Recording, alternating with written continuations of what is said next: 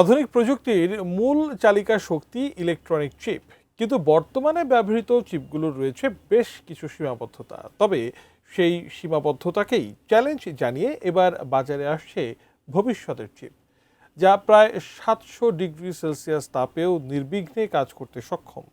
নতুন এই প্রযুক্তি নিয়ে বিস্তারিত জানাচ্ছেন শিহাব ইসলাম।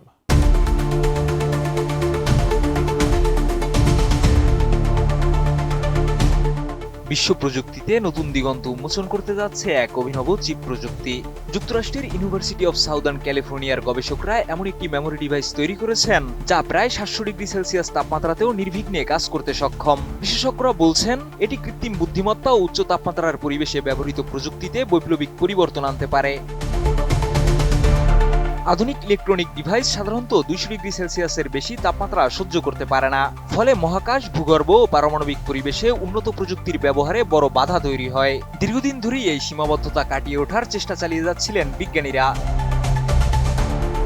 কিন্তু সম্প্রতি সায়েন্স জার্নালে প্রকাশিত এক গবেষণায় অধ্যাপক জোয়াং শুইয়াং এর নেতৃত্বে একটি দল নতুন এই ডিভাইসটি উন্মোচন করেন। মেমোরি স্টোর নামে পরিচিত এই প্রযুক্তি শুধু ডেটা সংরক্ষণই নয়, একই সঙ্গে গণনাও করতে পারে, যা প্রচলিত কম্পিউটিং ব্যবস্থার তুলনায় অনেক বেশি দক্ষ। ডিভাইসটি গঠনেও রয়েছে নতুনত্ব। এতে ব্যবহার করা হয়েছে টাংস্টেন, হাফনিয়াম অক্সাইড এবং গ্রাফিনের সমন্বয়। টাংস্টেনের উচ্চ গলনাঙ্ক এবং গ্রাফিনের অসাধারণ তাপ সহনশীলতা একসঙ্গে মিলে এটিকে দিয়েছে অনন্য ক্ষমতা। গবেষণায় দেখা গেছে এই মেমোরি স্টোর 700 ডিগ্রি সেলসিয়াস তাপমাত্রায় 50 ঘন্টার বেশি ডেটা ধরে রাখতে পারে এবং 1 বিলিয়নেরও বেশি সুইচিং সাইকেল সম্পন্ন করতে সক্ষম। এছাড়া আরো বিস্ময়কর বিষয় হলো এটি মাত্র 1.5 ভোল্ট বিদ্যুতে কাজ করে। গবেষকদের মতে গ্রাফিন এখানে মূল ভূমিকা পালন করেছে।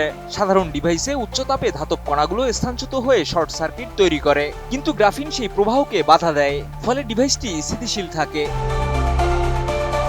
এই প্রযুক্তির সম্ভাব্য ব্যবহার ব্যাপক। মহাকাশ গবেষণায়, বিশেষ করে শুক্র গ্রহের মতো উচ্চ তাপমাত্রার পরিবেশে এটি গুরুত্বপূর্ণ ভূমিকা রাখতে পারে।